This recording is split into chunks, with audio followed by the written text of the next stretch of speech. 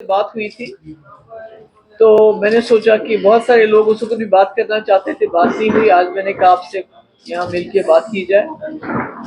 तो जैसा कि आप जानते हैं कि 1 साल हो गया, 1 साल से ज्यादा अरसा हो गया सरकार को बने हुए, और उस वक्त लोगों ने बहुत ही बढ़ चढ़ के असेंबली इलेक्शंस में हिस्सा लिया था।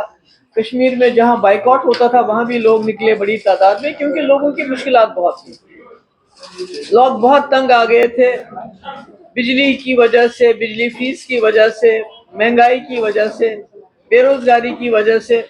और जो उन दिनों में ये बुलडोजर चलता था, जहां किसी गरीब ने कोई 5 मरले 10 मरले पे अपनी वो छत बनाई होती थी, उसको तोड़ दिया जाता था, मुलाजिमों को डिसमिस किया जाता था। तो उस वजह से लोगों ने फैसला किया कि एक सरकार को चुनेंगे जो एक मजबूत सरकार होगी।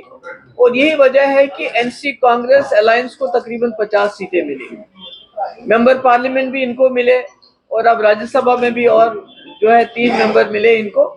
तो लोगों ने ये सोच को इनको वोट दिया कि हमें एक मजबूत सरकार चाहिए जो मैनिफेस्टो जो इनका होगा उस पर काम कर सके किसी झिझक के बगैर। मगर आप देखते हैं 1 साल हो गया है, और ऐसे में इलेक्शन आ गया, नगरोटा का इलेक्शन आ गया, बड़गाम का इलेक्शन आ गया, और एक कैंपेन चली। बड़ा अजीब लगता है कि जब उमर साहब से लोग सवाल करते हैं कि हमने आपको इज्जत रखी, बड़गाम के लोगों ने बहुत इज्जत रखी, बहुत बड़ी हजारों की तादाद में उनको लीड दी, तो वो पूछते हैं आप 1 साल से कहां थे, तो कहते हैं पीडीपी बीजेपी। वो कहते हैं आपने वादा किया था कि हम स्मार्ट मीटर नहीं लगाएंगे, आपको फ्री बिजली देंगे, तो यहाँ से कहते हैं पीडीपी। वो कहते हैं आपने कहा था कि गैस जो है सिलेंडर फ्री देंगे साल के 12, तो यहाँ से कहते हैं पीडीपी। राशन देंगे फ्री, तो पीडीपी। 1 लाख नौकरी देंगे।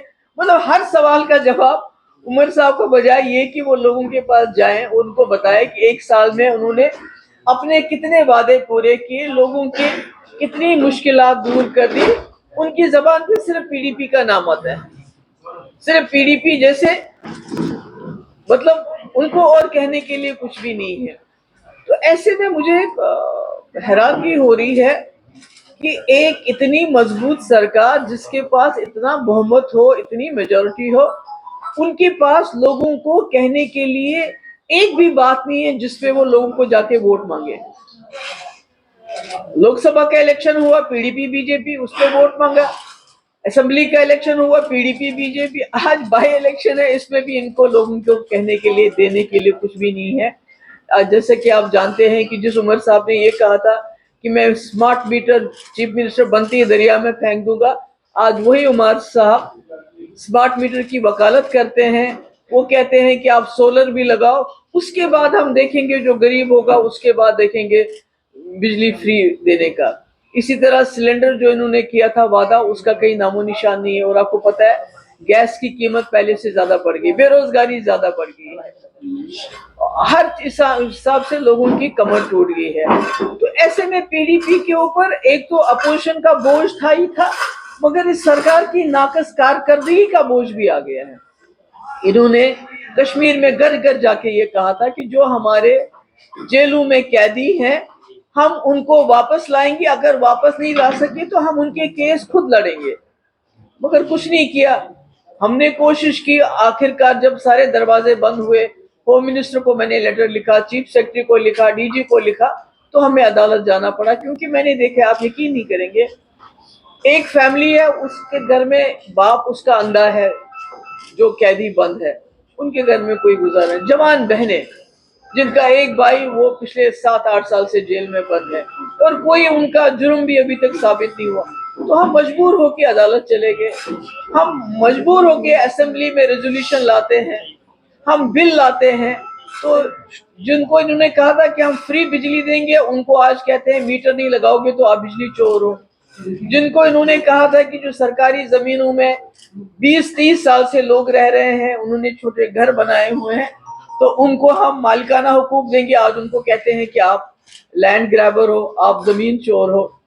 तो मुझे समझ नहीं आता है कि इतनी नाकामी होने के बावजूद जो है, 1 साल पूरे हर महाज पे फेल होने के बावजूद, कब तक उमर साहब दुनिया में हर जगह प्रोपागंडा पीडीपी बीजेपी करेंगे।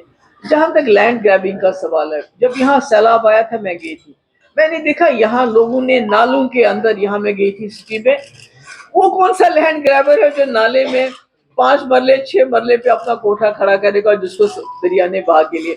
लैंड ग्रैबिंग अगर आपको देखनी है, उमर साहब से मैं कहना चाहती हूँ कि जब हमने बिल लाया वो भी आपकी एश्योरेंस पे लाया कि जब आपने कहा हमें वोट दो, आप जो प्रो पीपल बिल लाओगे राज्यसभा में, हमने वोट दिया, हम उसको सपोर्ट करेंगे, चाहे वो डेली वेजर का बिल था, चाहे वो लैंड का ओनरशिप का बिल था।